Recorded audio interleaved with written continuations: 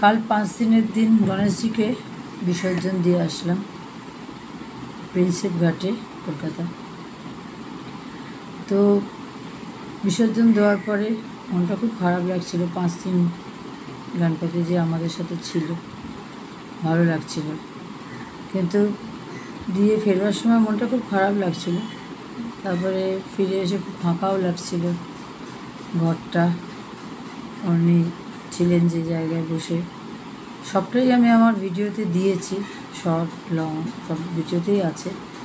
গণপতিজি যে 5 দিন ছিলেন তার ছোটো ছোটো ভিডিও দিয়েছেন।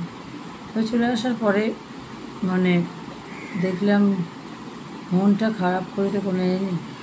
সাথে সাথে একটা আফটার গণেশ বিসর্জন একটা মোটিভেশনাল কোট দেখতে পেলাম, পড়ে শোনাচ্ছি তোমাদেরকে। গণেশ বিসর্জন মানে বিদায় নয়, নূতন শুরুর আহ্বান। গণপতি বাপ্পা আমাদের শিখিয়েছেন বাধা যতই আসুক, বিশ্বাস আর পরিশ্রম দিয়ে সব কিছু জয় করা যায়। আর তিনি জলে মিলিয়ে গেলেন, কিন্তু আমাদের হৃদয় থেকে গেলেন শক্তি, সাহস আর আশা হয়। তাই প্রতিজ্ঞা করি, আগামীর প্রতিটি দিন হবে নূতন উদ্যমে ভরা, নূতন স্বপ্ন পূরণের পথে এক ধাপ এগিয়ে যাওয়ার দিন।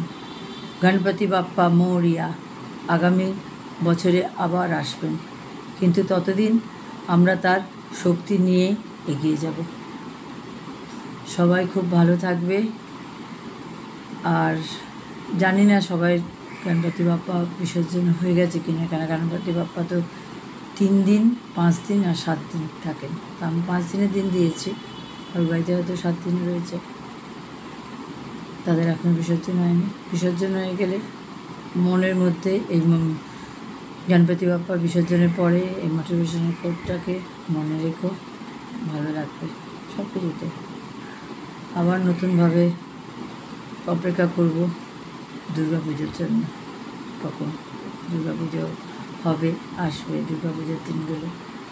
গণপতি বাপ্পা তো হয়ে গেল, দুর্গা পুজো তো প্যান্ডেল গিয়ে সবাই দেখবে। ততদিন সবাই খুব ভালো থেকো, সুস্থ থেকো। আর তোমাদের যদি ভালো লাগে আমার চ্যানেলটাকে সাবস্ক্রাইব করো, কোনো অসুবিধে নেই, সাবস্ক্রাইব করতে তো কোনো অসুবিধা লাগে না। কমেন্টস করো, কমেন্টস করলে মানে ভালো লাগে, রিপ্লাই আমি করতে পারবো সময়ে আমার কাছে। আর লাইক করো, শেয়ার করো, অন্যরাও যাতে দেখতে পায়।